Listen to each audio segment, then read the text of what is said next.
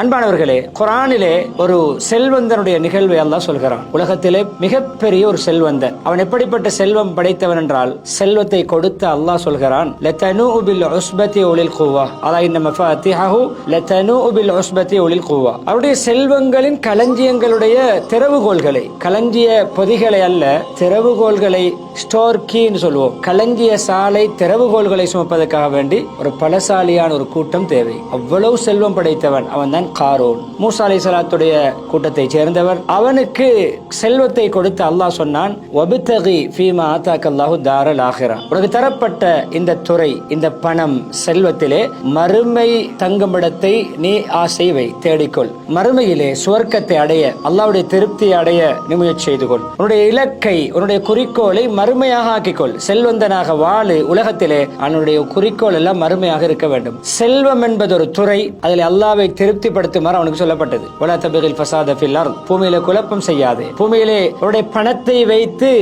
மக்களுக்கு சிரமங்களை கொடுக்காதே, அநியாயங்கள் செய்யாதே, அதே போன்று அளவுக்கு அதிகமாக மகிழாதே, ஆடம்பர வாழ்க்கை வாழாதே என்று சொல்லப்பட்டது. அளவுக்கு அதிகமாக கூத்து கும்மாளம் அடித்து ஆடம்பரமாக வாழக்கூடிய மக்களை அல்லாஹ் விரும்ப மாட்டான் என்று புத்திமதி சொல்லப்பட்டது. அவன் என்ன சொன்னான்? அல்லாஹ் தந்தது என்ற உணர்வு இல்லாமல் பேசினான். அல்லாஹ் தான் என்னை செல்வந்தனாக ஆக்கினான் என்ற அந்த மனப்பான்மை இல்லாமல் தன்னுடைய திறமையை முற்படுத்தினான். இன்னமா ஊத்தீதுஹு அலா இல்மின் இந்தி. என்னுடைய திறமையால், என்னுடைய தொழில்நுட்பத்தால், என்னுடைய வியாபார நுட்பத்தினால் நான் சம்பாதித்தது. ஊத்தீதுஹு, இந்த பணம் எனக்கு கொடுக்கப்பட்டிருக்கிறது என்னுடைய திறமையால். அல்லாஹ்வை மறந்து பேசினான். அன்பானவர்களே, என்ன நடந்தது தெரியுமா? அப்படி அல்லாஹ்வை மறந்து பேசியவன் என்ன சொன்னான்? அஹ்சின் கமா அஹ்ஸனல்லாஹு இலைக்க. அவனுக்கு சொல்லப்பட்டது, நீ உனக்கு அல்லாஹ் வழங்கிய செல்வங்களை நல்ல வழிகளிலே செலவழி, உபகாரம் செய், கொடை கொடு, பசியாளியுடைய பசியை போக்கு, ஏழை எளியவர்களை நீ பராமரி, கஷ்டவாளிகளுடைய பணத்தை கொண்டு உதவி செய். அவருடைய துறையிலே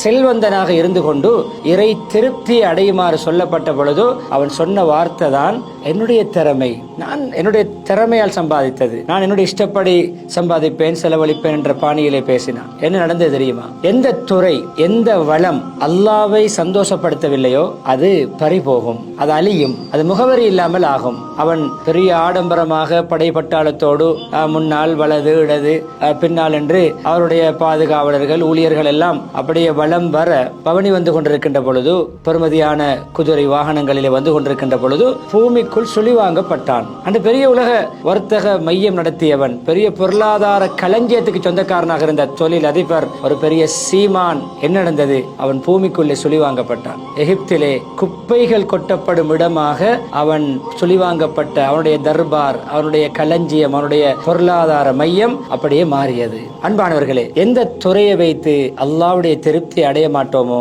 அந்த துறை அழியும், அது மங்கி மறையும், அது வளராது.